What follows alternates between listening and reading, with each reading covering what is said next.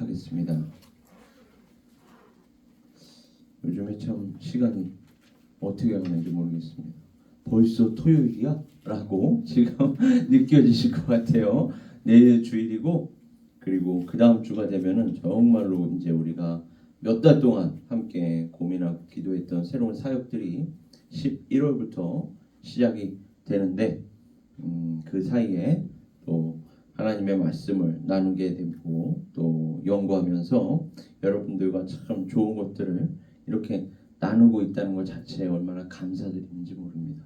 고린도전서 6장 12절에서 20절 말씀, 몸으로 하나님께 영광을 돌려야 하는 교회 또는 그리스도인들, 네 번째 시간입니다. 우리 한 절씩 교독하시다가 마지막 한 절은 합독하도록 하시겠습니다. 모든 것이 내게 가하나 다 유익한 것이 아니요 모든 것이 내게 가하나 내가 무엇에든지 얽매이지 아니하리라. 배는 음식을 위하여 있으나 하나님은 이것저것을 다 패하시리라. 몸은 음란을 위하여 있지 않고 오직 주를 위하여 있으며 주는 몸을 위하여 계시느니라. 하나님이 주를 다시 살리셨고 또한 그의 권능으로 우리를 다시 살리시리라. 내가 그리스도의 지체를 가지고 창녀의 지체를 만들겠느냐? 결코 그럴 수 없느니라. 창녀와 합하는 자는 그와 한 몸인 줄을 알지 못하느냐? 일렀을 때 둘이 한 육체가 된다 하셨나니 주와 합하는 자는 한 영이라.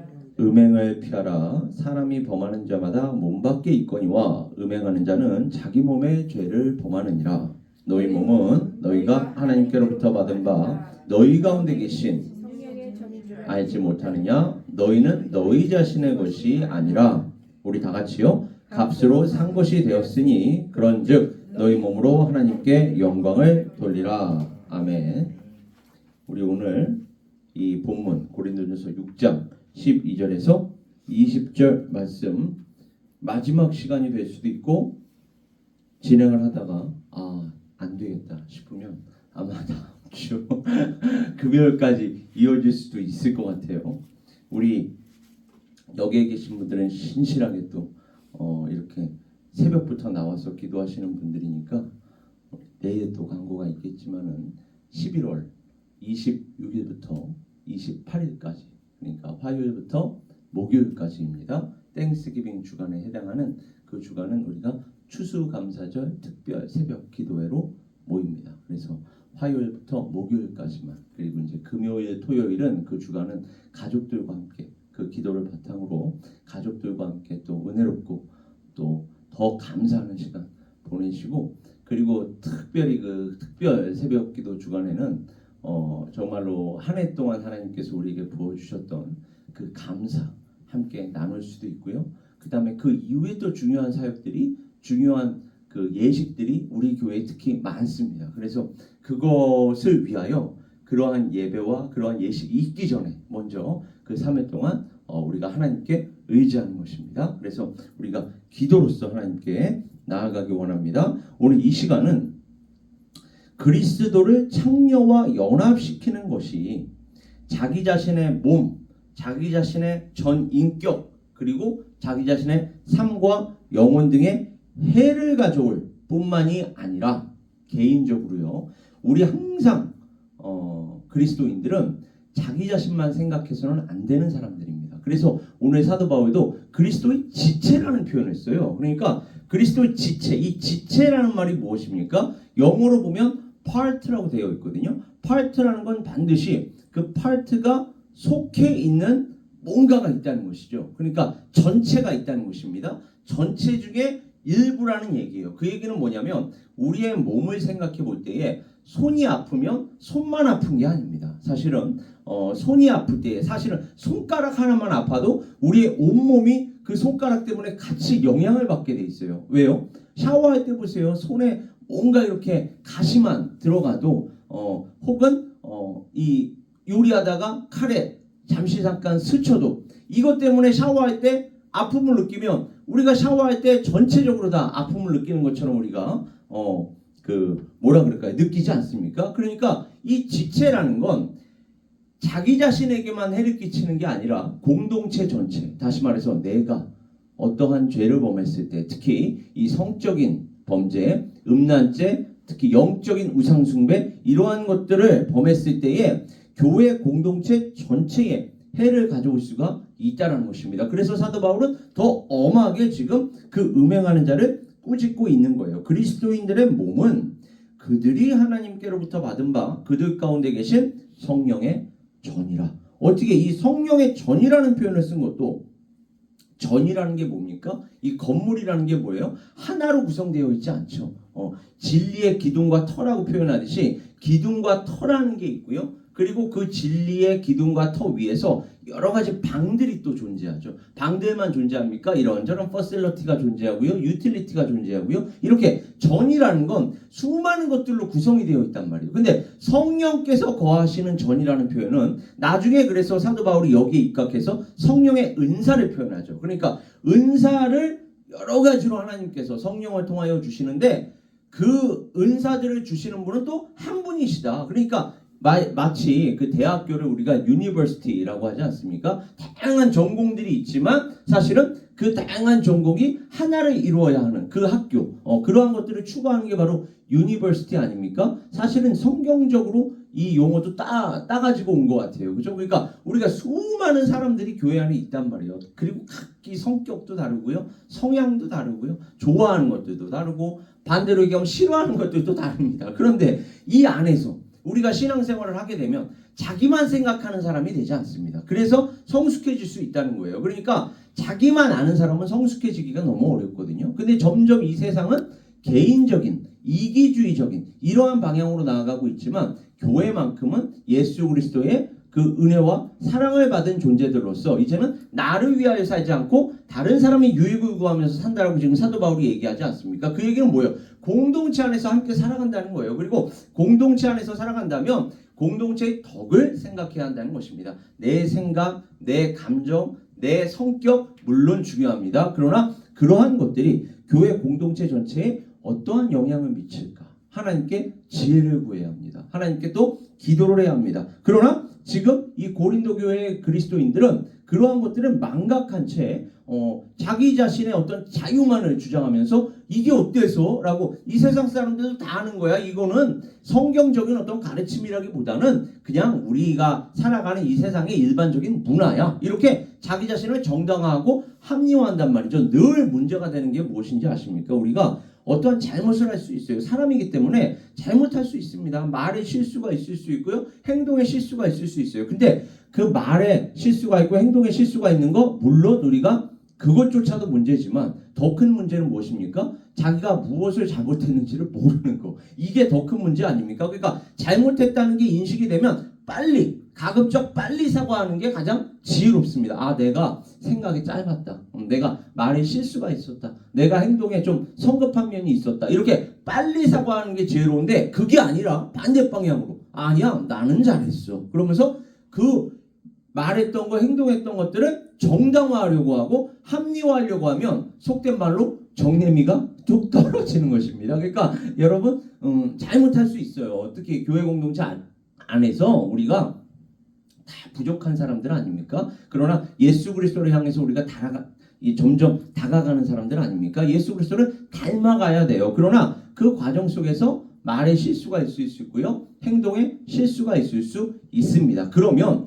그러한 실수에 대해서 우리가 정당화하고 합리화할 것이 아니라 우리는 하나님께도 회개해야 하고 그 영화 밀양에서처럼 하나님께만 용서받는다고 해결된 문제가 아니고 내가 누군가에게 피해를 끼쳤다면 예수님께서도 말씀하시잖아요. 그 피해를 입은 당사자에게 먼저 가서 용서를 구해야 하는 것입니다. 그러니까 하나님과의 관계가 바른 사람이라면 반드시 형제자매들과의 관계도 바를 수밖에 없는 거예요. 그런데 지금 너희가 성령을 받았다고 하면서 어떻게 이 성령 안에서 하나가 된 형제자매들을 생각하지 않느냐라고 지금 사도 바울은 꾸짖고 있는 거예요. 그리고 주어진 진리에 이제는 충성된 증인이다. 너희들은 증인으로서 살아야 돼. 그런데 어떻게 그 증인으로서의 삶을 살기는커녕 그러한 사명을 다하기는커녕 오히려 반대 방향으로 나아갈 수가 있느냐? 그리스도를 바르게 섬겨야만 한다. 그리고 바르게 섬기려면 성령을 받아야 하고 그 성령께서 너희 안에 임재하시고 내주하셔서 지금 도와주고 계신다. 그래서 그 부분에 대한 경외심이 있어야 한다. 그렇다면 성행위에 대해서도 유의미한 규범을 가지고 유의미한 잣대를 가지고 성경적인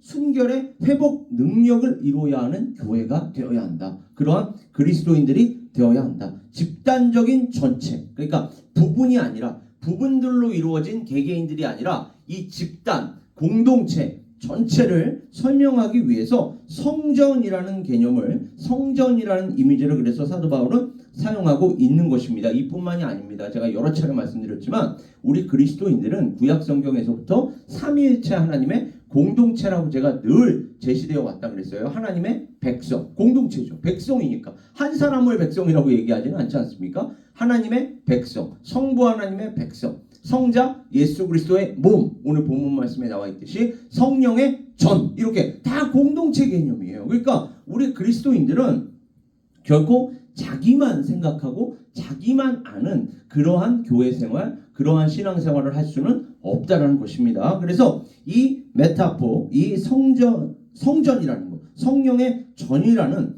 이러한 메타포 이미지를 전환해서 이제는 다시 한번 또 개인에게 적용합니다. 그러니까 공동체로 다시 한번 갔다가 또다시 개인으로 지금 돌아오는 거예요. 그러면서 거룩함을 보존하기 위해서 분투해야 하는 교회 공동체와 같이 너희는 성령께서 거하시는 전이다. 따라서 자신의 몸을 이러한 매춘부, 여기에서의 매춘부라는 건 단순한 매춘부가 아니라 우상을 숭배하는 그 신전의 사제, 그 사제들이 다 매춘부의 역할을 또한 했기 때문에 우상 숭배하는 것과 크게 다름이 없었단 말이죠. 그래서 이 매춘부와의 연합을 포함한 음행으로부터 지키면서 거룩한 그릇이 되기 위하여 분투해야 하는 각 그리스도인이다. 개개인도 또한 역시나 거룩한 그릇이 되어야 한다. 여러분 생각해 보세요. 하나님께서 우리를 사용하시려고 하십니다. 하나님이 능력이 없어서가 아니에요. 제가 늘 얘기하지만 하나님은 능력, 전지전능하신 능력이 있으시지만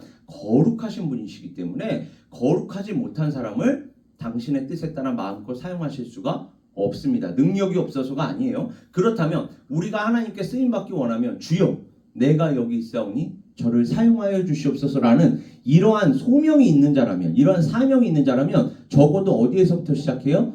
내 자신의 거룩부터 시작해야 하는 것입니다. 내가 거룩해야 하나님께, 거룩하신 하나님께 쓰임받을 수 있는 줄 믿습니다. 마치 요리하시는 분들, 여기 다 주부들이시니까 아시잖아요. 그죠? 요리를 하시려면 요리를 다 하고 나서 깨끗한 그릇에 음식을 담습니까? 더러운 그릇에 음식을 담습니까? 요리를 아무리 맛있게 깨끗하게 잘하면 뭐합니까? 그걸 더러운 그릇에 담아버리면 그걸 누가 먹겠어요? 그러니까 마치 똑같은 것입니다. 하나님께서 다 준비를 해놓으셨는데 우리의 그릇이 깨끗하지 못하다면 하나님의 그 음식이 우리 안으로 들어올 수가 없는 것인 줄 믿습니다. 그러니까 우리가 깨끗해야 되는 거예요. 그래야 하나님께 쓰임받는 거룩한 도구가 되는 줄 믿습니다. 그러니까 남자든 여자든 자율적으로 사용할 수 있는 그 자신의 소유가 아니라는 거예요. 우리는 하나님의 도구가 되어야 하고 예수 그리스도의 신부가 되어야 하고 하나님의 백성이 되어야 하기 때문에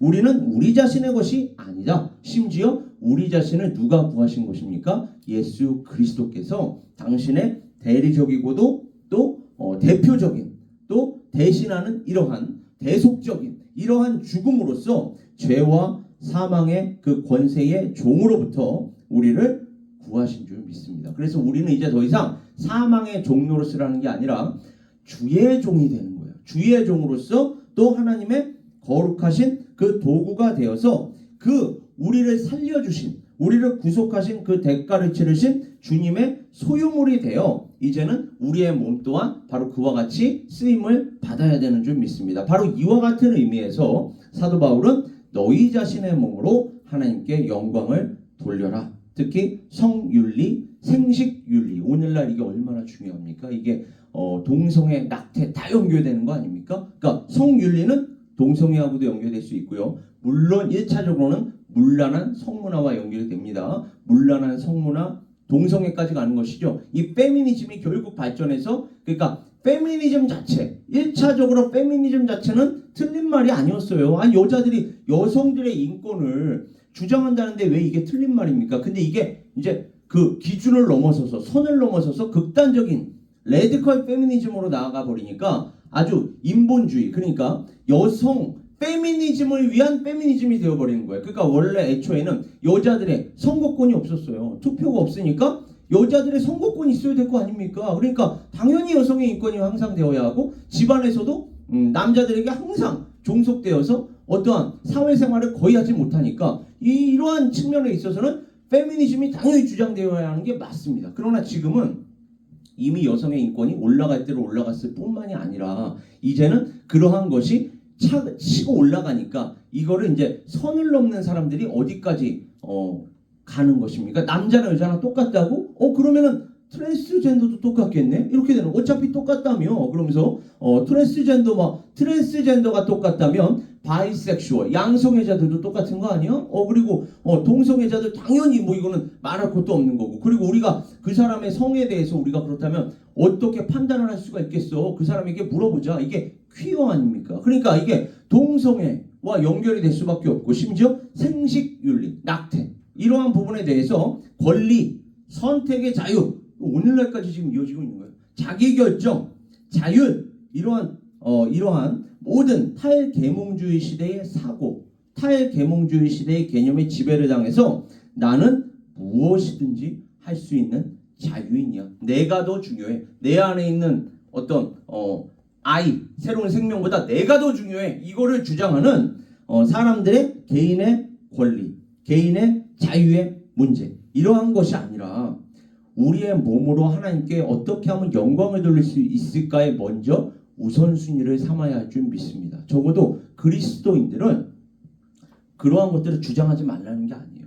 상황에 따라 때에 따라 그러한 부분을 주장할 때도 있습니다. 그러나 우리가 먼저 생각해야 할 것은 우리 자신보다 하나님의 말씀이 우리에게 무엇을 말씀하시는가, 하나님께서 우리에게 무엇을 원하시는가, 항상 하나님의 말씀이 우리에게는 최우선이 되어야 하고 하나님의 말씀이 기준이 되어야 할 줄 믿습니다. 왜요? 우리는 그 하나님의 말씀으로 구원을 받은 자들이고 이제는 하나님의 말씀대로 살아야 하는 자들이기 때문입니다. 따라서 우리의 몸으로 하나님께 영광을 돌리라 라고 말할 수 있는 그 하나님을 향한 헌신, 하나님을 향한 봉사의 문제까지 이게 확장이 되는 줄 믿습니다. 그래서 사도 바울이 공동체를 향하여 가졌던 이 소명, 그리고 비전에 충실하게 응하면서 이제는 자신들의 몸이 그리스도의 몸의 거룩한 지체라는 의식을 이해하고 도덕적으로, 영적으로, 성경적으로 분별하면서 전인격적으로, 오늘 한 부분만이 아니라 영혼과 몸 모두가, 또 삶이 전인격적으로 예수 그리스도와 하나가 되어서 겸손하게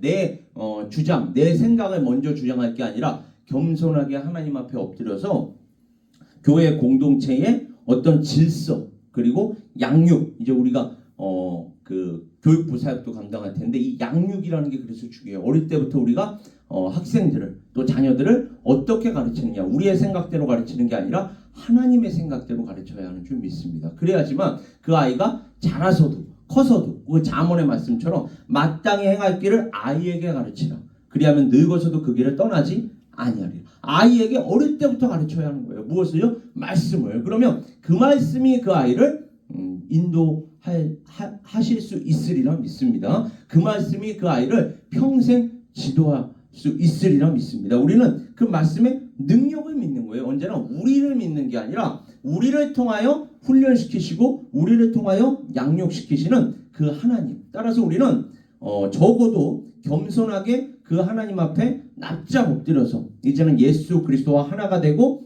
교회 공동체를 생각하면서 그 질서, 양육에 대한 책임을 함께 다하여야 할 줄 믿습니다. 우리는 바로 이와 같이 공동체적 의식을 갖고 있는 사람들이에요. 그리고 공동체적 그러한 사역을 감당해야 하는 하나님의 자녀들인 줄 믿습니다. 하나님의 성령을 근심하게 하지 말라. 그 안에서 너희가 구원의 날까지 인치심을 받았느니라. 너희는 모든 악독과 노함과 분냄과 떠드는 것과 비방하는 것을 모든 악의와 함께 버리라고 했어요. 그러니까 우리가 성령을 받았다면 이런 모든 악한 것들을 버려야 할 줄 믿습니다. 그리고 너희는 너희가 하나님의 성전인 것과 하나님의 성령이 너희 안에 계시는 것을 알지 못하느냐? 누구든지 하나님의 성전을 더럽히면, 자, 이 말씀이 가장 무서운 말씀입니다. 누구든지 하나님의 성전을 더럽히면 하나님이 그 사람을 멸하시리라. 간단한 말씀이 아닙니다. 가벼운 말씀이 아닙니다. 이거는 심판을 당한다라는 말씀이에요. 그리고 하나님의 성전은 거룩하니 너희도 그러하니라. 그리고 오늘의 마지막 말씀 에베소서 2장 19절에서 22절을 가보면 이렇게 나와 있습니다. 그의 안에서, 예수 그리스도의 안에서 너희가 구원을 받았는데 이제는 하나님의 권속이 되었고, 그리고 건물마다 성전의 개념을 제가 말씀드리지 않았습니까? 건물마다 서로 연결하여 주 안에서 성전이 되어가고 함께 지어간다는 것입니다. 함께 나아간다는 것입니다. 오늘날 특히 한국교회 그리스도인들은 너무 이 미국 교회랑 세계 교회들과 비교해서 목사에게 너무 의존하는 경향이 있어요. 저 믿으면 큰일 난다고 얘기했습니다. 하나님을 믿으시기 바랍니다. 예수 그리스도를 믿으셔야 돼요. 성령님만을 의지해야 할 줄 믿습니다. 그렇게 성령 안에서 우리가 하나가 되어가는 거예요. 목사 혼자서 원맨쇼 하는 것이 교회가 아니라 모든 성도 한 사람 한 사람이 한 마음과 한 뜻 되어서 함께 나아가는 공동체, 그게 바로 교회인 줄 믿습니다. 그래서 서로 연결하여 주 안에서 성전이 되어가고 너희도 성령 안에서 하나님의 것의 초소가 되기 위하여 마지막 그리스도 예수 안에서 함께 지어져 가느니라. 우리는 바로 이와 같이 정말로 하나님의 말씀에 따라 성령을 받은 자들이라면 함께 지어져 가야 되고, 나만 생각하는 것이 아니라 나의 삶, 또 나의 인격, 나의 성격, 나의 사역, 교회 안에서도 열심히 사역해도 그 나만의 사역만을 생각하는 것이 아니라 하나님께서 우리를 공동체 안으로 들어오게끔 허락하셨습니다. 그리고 함께 살아가고 함께 사역하게 허락하셨습니다. 그렇다면 우리가 이렇게 함께 살아가면서 함께 사역해야 할 줄 믿습니다. 그러면서 함께 지어져 가는 거예요. 함께 지어져 가면서 하나님께 영광 올려드리는 우리 에베네스의 성교교회 될 수 있기를, 그리고 그 안에 속한 한 사람 한 사람 될 수 있기를 이 시간 다시 한번 주님의 이름으로 축원합니다. 우리 시간 함께 기도하겠습니다. 아버지 하나님,